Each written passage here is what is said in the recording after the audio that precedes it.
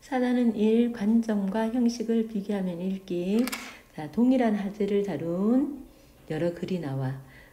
거기서 관점과 형식이 어떤 차이가 있는지 파악하고 읽는 거야. 그러면 관점이 무엇인지 알아봐야겠지. 관점은 글쓴이가 글에서 다루는 하재에 관해 기본적인 태도야. 찬성인지 반대인지 그 태도나 방향 또는 처지를 말하는데, 유형은요, 긍정적으로 생각하는지 부정적으로 생각하는지 아니면 긍정도 부정도 아닌 중립인지 요걸 알아보는 거야. 자, 여기는 이칠권리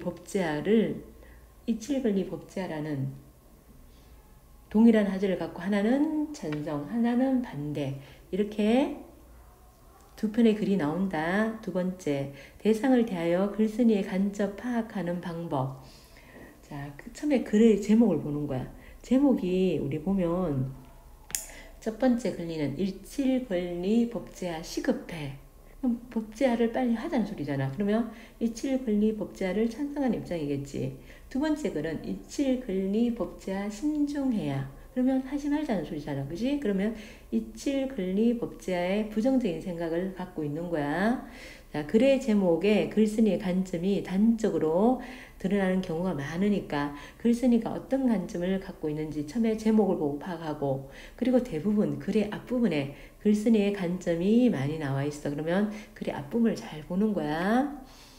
자, 그리고 한편의 글은 이 관점이 한결같이 일갈되게 유지돼야지. 이렇게 앞에 부분을 얘기했다 저렇게 뒤에 부분은 바뀌고 이러면 안 되겠지. 그래서 관점은 한결같이 유지되는데 앞부분에 글쓴이의 관점이 나와 있으니까 그거 파악하고 뒷부분의 내용을 예측하는 데 도움이 된다. 그 다음에 문단의 중심 문장을 찾아가지고 정리하면 글쓴이의 관점을 알 수 있고, 글 전체의 내용을 요약해서 보면 글의 관점을 또 알 수 있고요. 관점이 뚜렷하게 드러나지 않는 경우에는요, 글의 내용을 토대로 하여 짐작하는 거야. 관점이 뚜렷하지 않다 그러면 전체 글을 보고 이 사람이 찬성하는 입장인지 반대하는 입장인지 우리 다시 한번 생각해 보면 되고, 여기 나오는 두 편의 글은요, 관점이 아주 뚜렷하게 잘 나타나 있다. 그리고 이제 글의 형식에 따라 관점을 드러내는 방식의 차이인데요. 여기는 이칠권리 법제화에 대해서 주장하는 글이 한 편 있고, 뒤에 보면 학습 활동에 광고문이 하나 있어. 그러면 주장하는 글하고 광고문의 특징은 둘 다 설득을 목적으로 하는 거야. 그리고 대상에 대한 비교적 관점이 명확하게 드러난다. 그런데 다른 점은 주장하는 글은 글이잖아, 그지? 그러니까 서론, 본론, 결론의 형식으로 나타나 있고, 광고문 생각해봐. 사진이 있고 글이 있고 시각 이미지지. 시각 이미지, 그림, 사진 등으로. 그리고 글씨도 있어. 그런데 그 문구가 어떻게 되게 짧은 문구로 제시되어 있고요. 그리고 주장하는 뭐가 있어야 돼? 근거가 있어야 되지. 구체적인 근거를 제시하여 주장을 논리적으로 뒷받침하지, 그지? 근데 광고문은 인상적인 이미지에 문구도 우리 왜 굉장히 직관적이고 하늘 딱 볼 수 있도록 인상 깊게 표현하는 거야. 인상적인 이미지와 문구를 사용해가지고 대상에 대한 관점을 다시 말하면 직접적으로 드러내고 있습니다. 자, 그러면 동일한 하재를 다룬 여러 글을, 하재가 동일하지 주제가 동일한 건 아니야. 여러 글을 비교하면 읽으면 좋은 점, 일단 사고는 생각이야. 생각의 폭을 넓힐 수 있고요. 하재에 관한 지식이, 여기에 관한 우리 이칠 권리가 뭔지 거기에 대한 지식이 풍부해지고요. 글의 내용을 깊이 있게 이해할 수 있고요. 하재를 균형 있게 바라보는 시각을 가질 수 있습니다. 그리고 하재에 대한 자신의 관점을 명확하게 세우는데 도움이 되기도 합니다. 자, 옆에 1, 2, 3, 4 네 문제 풀어봅시다. 우리 이제 뒤에 이제 두 편의 글 보자. 이칠권리 법제화, 이칠권리를 법으로 만들자. 그게 시급하대요. 그러면 이칠권리 법제화에 대해서 어떤 관점? 긍정적인 관점이지. 여기는 지금 주장하는 글이야. 주장하는 글이기 때문에 형식은 서론, 본론, 결론으로 나뉘고 성격은 시사적이라는 것이 요즘 핫한 주제라는 거야. 그리고 논정, 자기의 주장에 대해서 왜 그렇게 주장하는지 논리적으로 얘기해야겠지. 그래서 논정적, 시사적, 논정적이고 이칠근리 법제화가 둘 다 나학을 또 마찬가지로 이칠근리 법제화가 자 제재 이야기 끓인 거야. 그리고 제목 봐봐. 이칠근리 법제화 시급해. 이칠근리 법제화가 하루빨리 이루어져야 한다. 요게 주제야. 글쓴이의 주장과 그에 관한 근거가 나와 있겠지. 그리고 현재 시행되고 있는 이 법원 한계가 있어가지고 이칠근리 법제화 한계가 있어가지고 이칠근리를 보장해주지 못한다. 그래서 이칠근리를 법으로 따로 만들어야 된다. 이 얘기를 합니다. 자, 그러면 볼게. 유럽연합은 2018년 5월 자, 유럽 일반 개인정보보호법을 시행하였다. 이 법에는 개인이 자신에 관한 정보를 삭제하도록 요청할 권리가 포함되어 있는데 이게 이제 자기의 일반 개인 정보보호법이라고 EU에서 만든 법에는 자기 자신에 관한 정보, 내 정보 이거 삭제해 주세요. 이렇게 요청할 권리가 있대. 그동안 유럽을 중심으로 하여 많은 논란이 있었던 이칠 권리가 한층 강화된 것이다. 아, 유럽에서 이칠 권리가 강화된 법을 만들었구나. 자, 이에 따라 국내에서도 우리는 그러면 이 법이 아직 없으니까 만들자는 거지. 개인이 타인에게 자신과 관련된 글과 사진, 동영상 등 인터넷상에 있는 개인정보를 지워달라고 요청할 수 있는 이칠 권리 법제화를 해야 한다는 목소리가 커지고 있다. 그런 요구와 주장이 늘고 있다는 거야. 여기는 법제화의 요구와 주장이 늘어나고 있다는 거야. 늘어나고 있다. 그러면서 이제 그렇다면 이칠 권리를 법제화해야 하는 까닭이 무엇일까 하면서 요게 글의 이야기거리, 화제지, 화제를 통해서 자, 이칠 권리를 법제화해야 한다. 근데 그 까닭이 무엇일까? 밑으로 앞으로 펼쳐질 내용이겠지.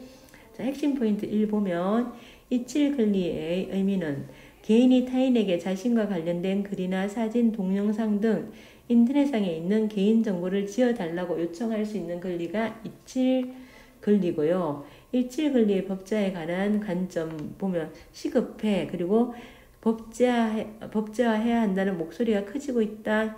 해가지고 법제화를 어떻게 바라보니? 긍정적으로 바라보는 관점이지, 그지? 그리고 이제 본론 들어갈게. 본래는 그 까닭은 무엇일까 했지. 그러면 그 까닭이 나왔겠지. 자, 그 까닭이 까닭 첫째, 인터넷에서 개인에 관한 정보가 다른 사람에게 쉽게 노출되는 환경에 놓여 있기 때문이다. 우리 개인정보가 너무 쉽게 노출된다. 요거 법제화해야 하는 까닭이고, 까닭 첫 번째.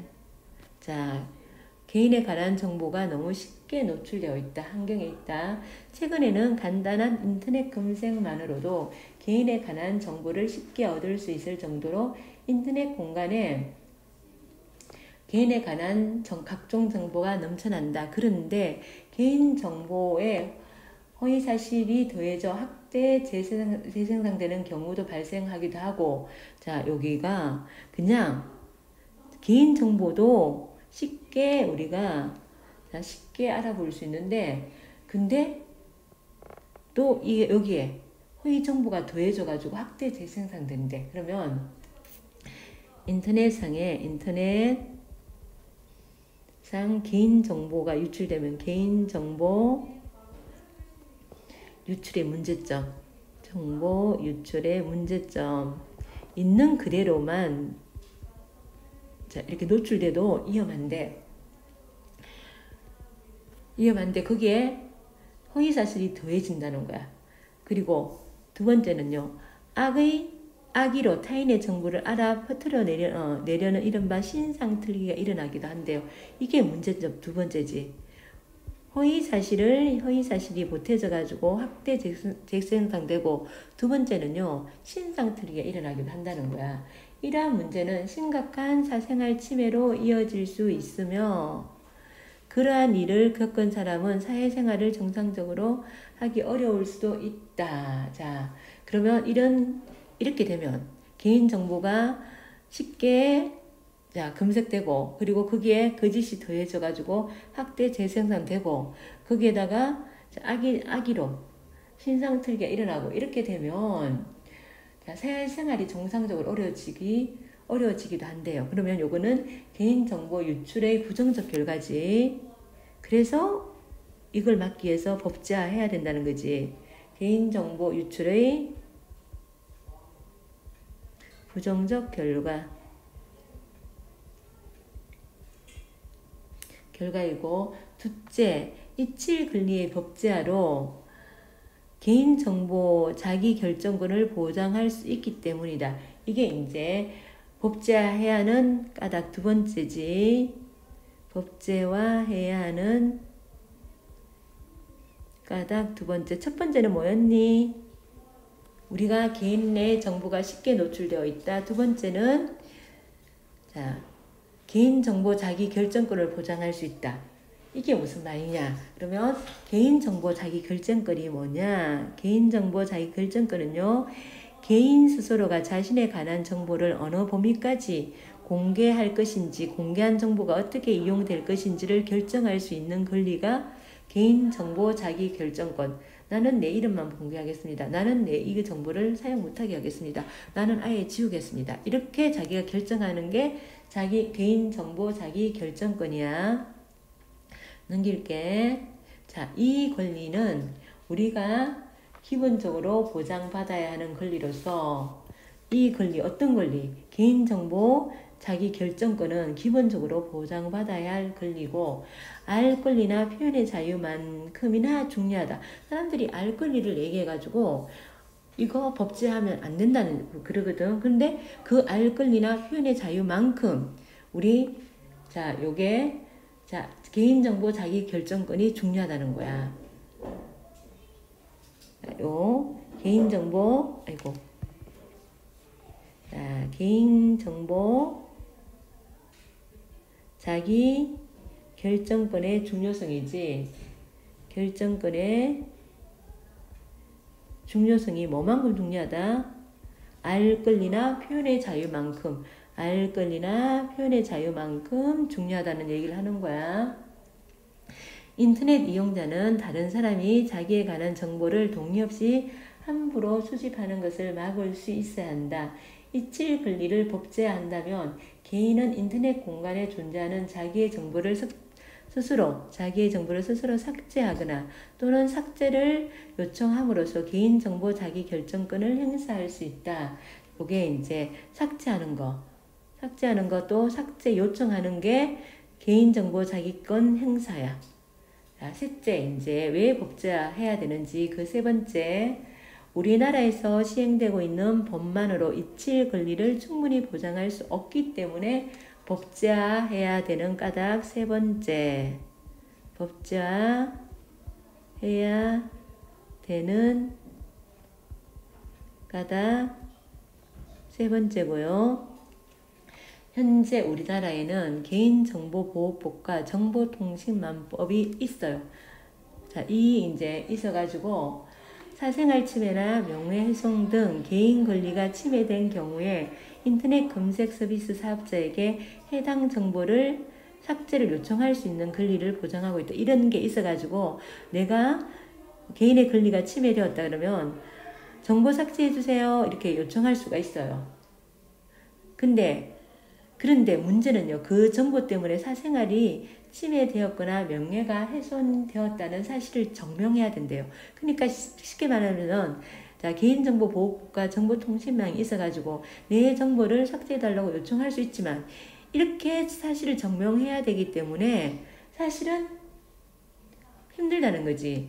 요청해달라는 게 이게 없으면 삭제가 안 된다는 거지. 그치? 그래서 이게 현재 시행되고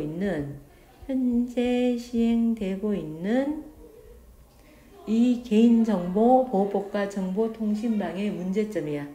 있는 법의 문제점이고, 즉 해당 정보 삭제를 하고 싶어도 그 정보 때문에 사생활 침해나 명예훼손이 발생하였다는 사실을 증명하지 못하면 삭제할 수가 없어요. 그래서 이게 문제가 된다는 거야. 자, 여기가 본론이야. 자, 이칠 권리 법제화를 주장하는 근거는 첫 번째, 인터넷에서 개인에 관한 정보가 다른 사람에게 쉽게 노출되어 있는 환경에 있다. 두 번째, 이칠 권리 법제화로 개인정보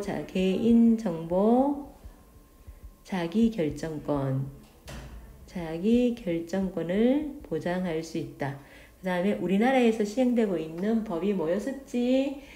개인정보보호법하고 정보통신망법이 있었지.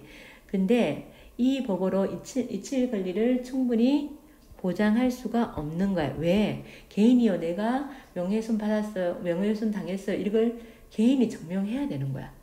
그러니까 이거 이칠 권리를 충분히 보장할 수가 없다. 그래서 이칠 권리 법제화와 개인정보 자기결정권의 관계는요, 개인정보가 자신에 관한 정보를 어느 범위까지 공개할 것인지, 공개한 정보가 어떻게 이용될 것인지 결정하는 권리가 자기정보 결정권이지. 이거는 기본적으로 보장받아야 된다. 뭐만큼 중요하다? 알 권리와 표현의 자유만큼 중요하다. 자, 그래서 개인은 인터넷 공간에 존재하는 자기 정보를 스스로 삭제하거나 또는 삭제를 요청할 수 있는 이칠 권리 법제화가 되어야 된다. 자, 그 다음에 이제 결론은요.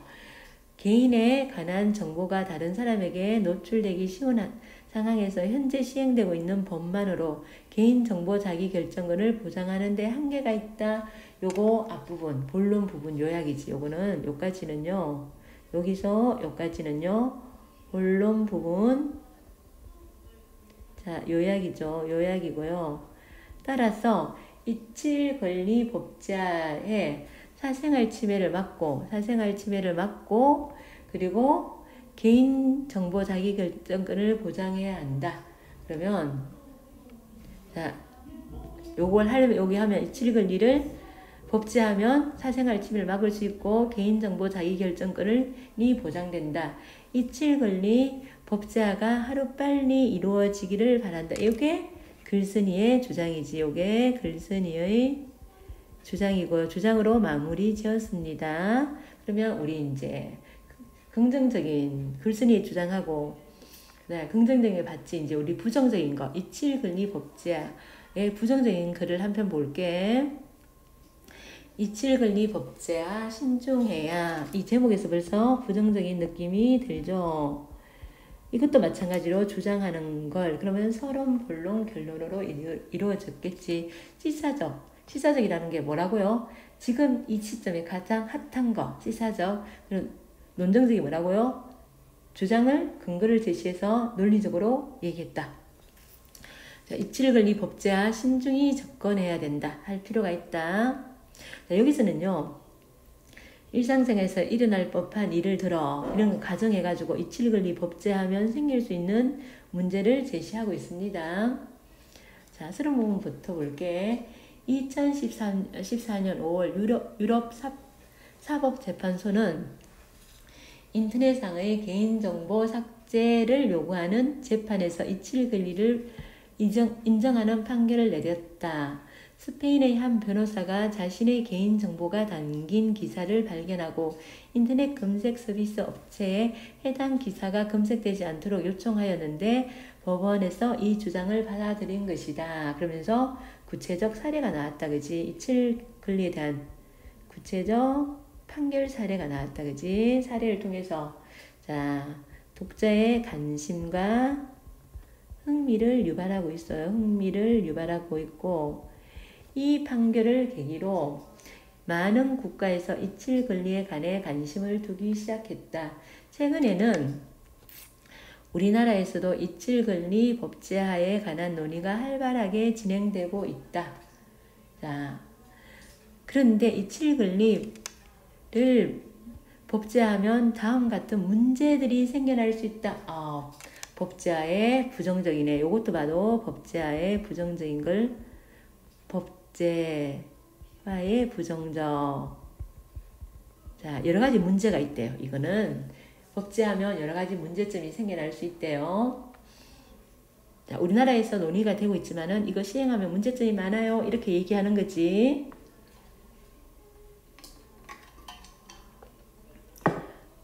핵심 포인트 볼게.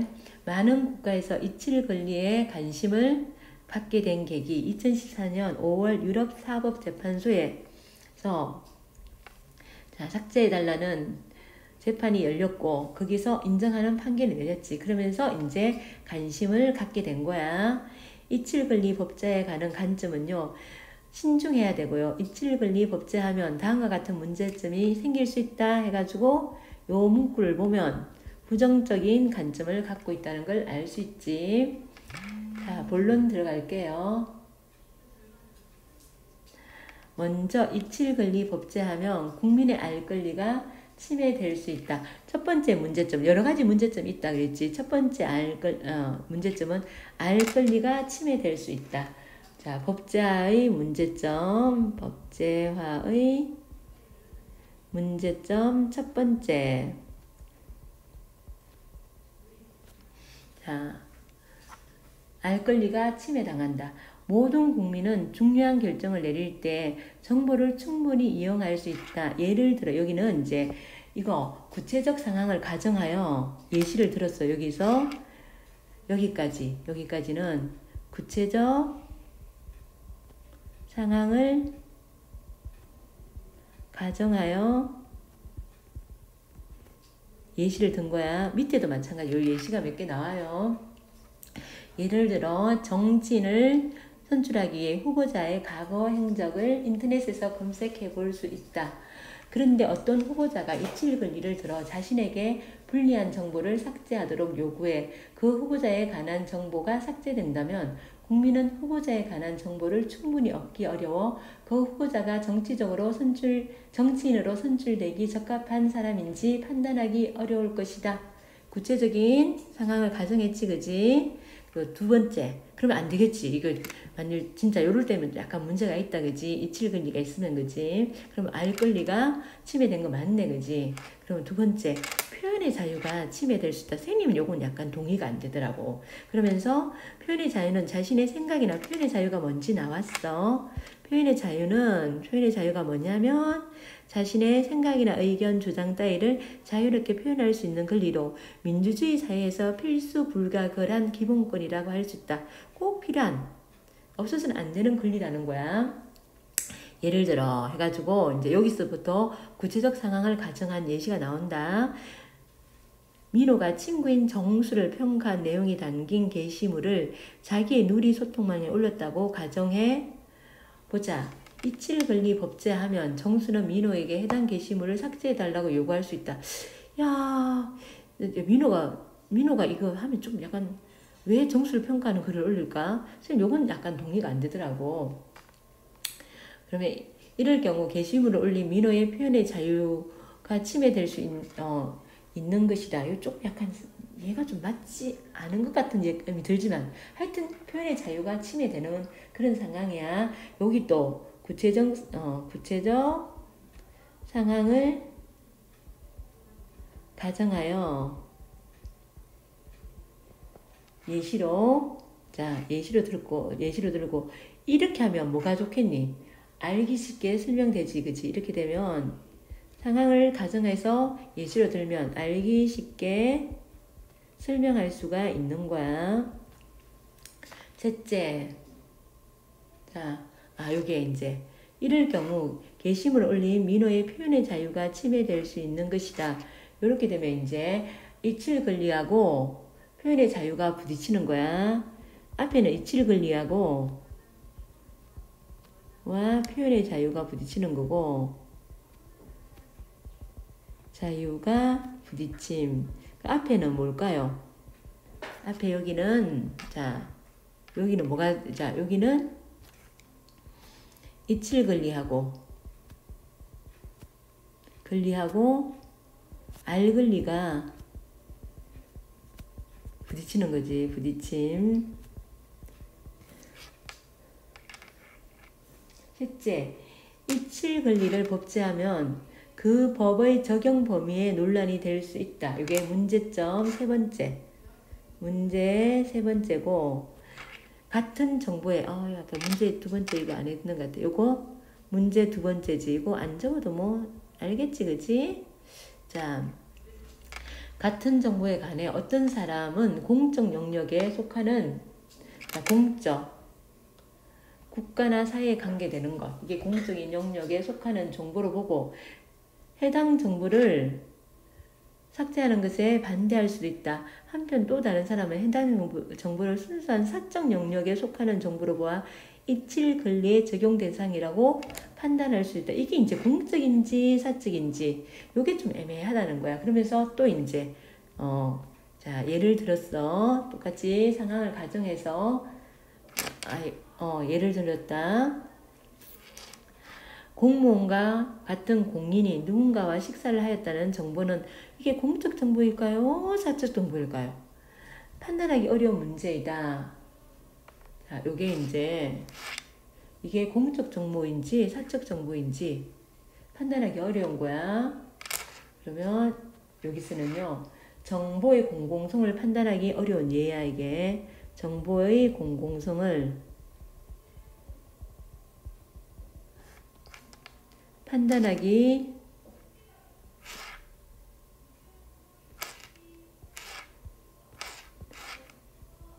판단하기 어려운 예. 어려운 예고. 이렇듯 이철근리를 법제하면 어디까지 개인정보로 볼 것인지 관한 논란이 커질 것이다. 자, 여기에 핵심 포인트 5. 이철근리 법제화를 반대하는 근거. 국민의 알 권리가 침해될 수 있다. 그리고 자, 표현의 자유가 침해될 수 있고요. 이칠근리를 법제하면 그 법의 적용 범위가 애매하다는 거야. 이게 공적인 영역인지 사적인 영역인지 그게 애매해가지고 논란이 될 수 있다.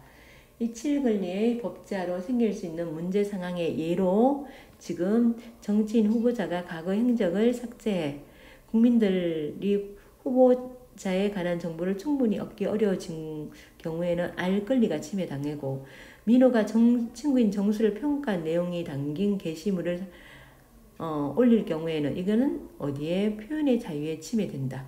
그래서 자, 알 권리와 표현의 자유에 침해되니까 신중해야 된다. 자, 결론 볼게요.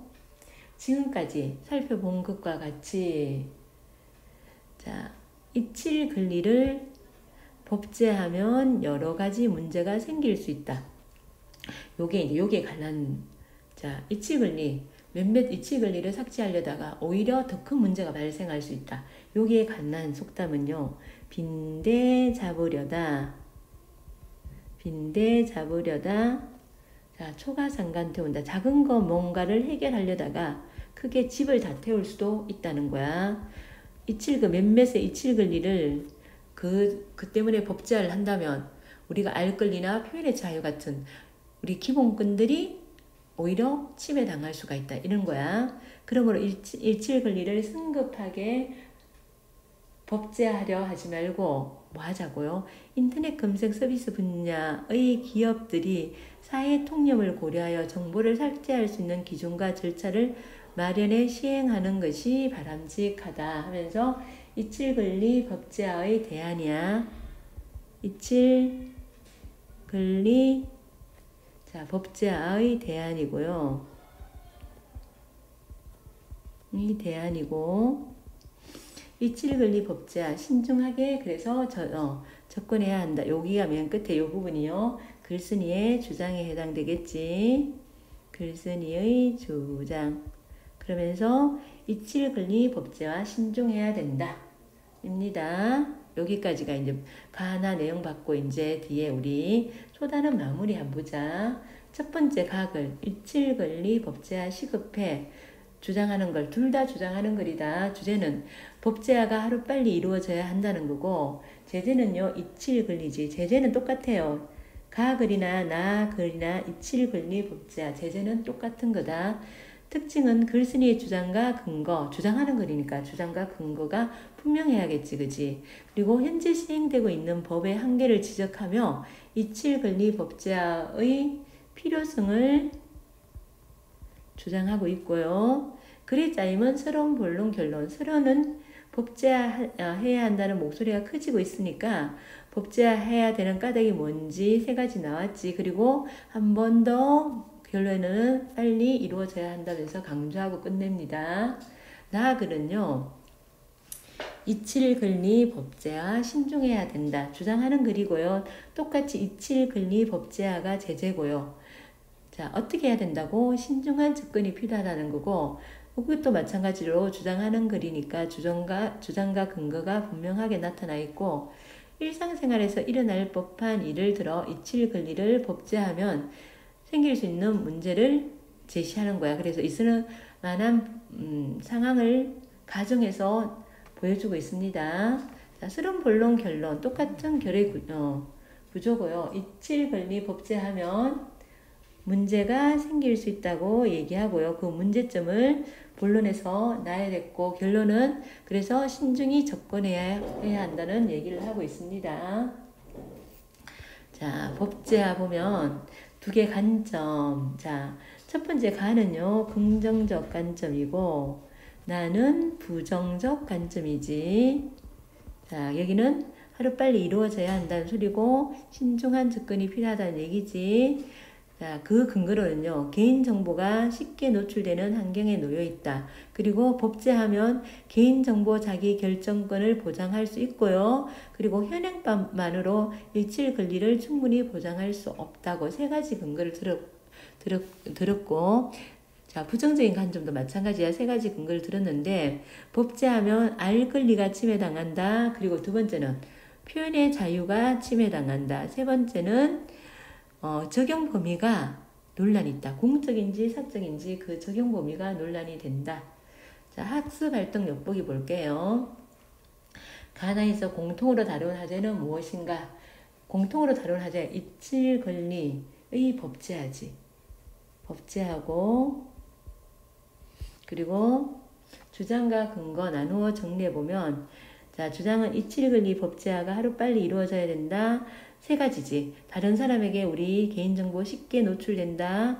법제하면 개인정보 자기결정권, 내가 삭제해야 될지 어쩔지를 결정할 수 있다. 어디까지 공개할지, 어디에 이용될지 이걸 자기가 결정할 수 있다는 거고 우리나라에서 시행되고 있는 법만으로 이칠권리가 충분히 보장할 수가 없다. 그래서 요 세 가지 근거를 드렸고 자, 나는요. 신중한 접근이 필요하다. 자, 왜? 첫 번째는 알 권리가 침해당한다. 두 번째는 표현의 자유가 침해당한다. 세 번째는 적용 범위가 애매하다. 논란이 있다. 적용 범위가 논란이 있다. 그 다음에 자, 가나의 관점을 보면 자, 가나는 긍정적 관점, 나는 부정적 관점. 그래서 자, 필요성을 일칠권리 법제화의 필요성을 제시했고 여러 가지 문제가 있으니까 그 문제들을 제시해주고 있습니다. 그 다음 갈게요. 자, 그 다음에 밑에 이제 요거는 요 강공 보자. 가와 형식 면에서 어떤 차이 있는지 주제는 같아. 가와 주제는 이칠권리 법제화 필요하다는 거야. 근데 형식 면에서 봐봐. 일단 나를 지워주세요. 자, 나는요. 이 나를 지워달래. 뭘까요? 개인정보가 되겠지. 나의 개인정보를 지워주세요. 그러면 이게 이칠권리를 얘기하는 거야. 이칠권리를 얘기하는 거고요. 지워주세요 하는 호소하는 듯한 느낌 들지. 그리고 인터넷에 퍼진 자신의 사진, 올린 글, 자신의 영상을 지우고 싶은 강문 아래 민철이가 나와 있어. 지우고 싶은 과거가 있는 사람들 해가지고 이칠권리, 잊혀서는 안 될 권리. 이칠권리가 잊혀서는 안 된다고요. 그죠? 그러니까 이제는 법으로 보장해야 할 권리. 이게 이제 자, 이게 이칠권리, 이게 주제지, 그지? 주제. 이게 이칠권리가 잊혀져서는 안 된다는 거야. 그러면서 이렇게 이런 그림으로 호기심을 자극하고요. 그리고 자, 이 그림과 짧은 문구를 통해서 인상 깊게 전달해주고 있지. 뒤로 넘어갈게요. 이 광고문에서 말하고자 하는 거, 이칠근리 법제화야. 그리고 이칠근리는 잊혀져서는 안 된다. 법으로 마땅히 보장돼야 된다는 소리고, 자, 이건 이제 형식적으로 똑같이 주제는 가학을 하고 강구하고 주제는 똑같아. 이칠근리 법제화 마련해야 된다는 거야. 근데 형식이 다르지, 그지?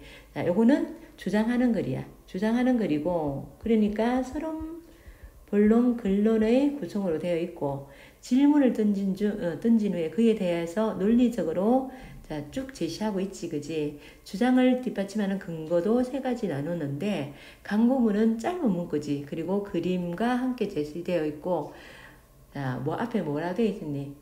나를 지워주세요. 이렇게 되어 있지, 그지? 그러니까 호소하는 듯한 문구가 큰 글씨로 적혀 있고요. 지우고 싶은 과거가 있는 사람들의 사례를, 자, 누구니? 사진을 지우고 싶은 강우, 글을 지우고 싶은 나래, 영상을 지우고 싶은 민철 해가지고, 자, 지우고 싶은 과거가 있는 사람들의 사례를 짧은 문구로 제시해주고 있습니다. 자, 이에서 파악한 가와 광고문의 형식적 특성이 각 글에서 말하고자 하는 바를 전달하는데 어떤 효과가 있는지 말해봅시다 했는데, 자, 가는 주장을 뒷받침하는 근거를 자세히 하여 주장을 명확히 밝히고 있어서 글쓴이의 주장이, 자, 가 같은 경우는 주장하는 게 논리적으로 전개되어 있잖아. 그렇지? 그러니까 타당하게 느껴지고, 또한 광고문에서 나를 지어주세요 라는 문구는요, 호소하는 듯해서 호기심을 자극하고 일칠근리를 법제화해야 한다는 주장을 인상 깊게 드러내주고 있습니다. 자, 이칠근리 법제화에 관한 자신의 생각은 한번 생각해 보세요. 자, 그리고 여기까지고 수고하셨습니다. 문제 소단원 평가까지 풀어봅시다.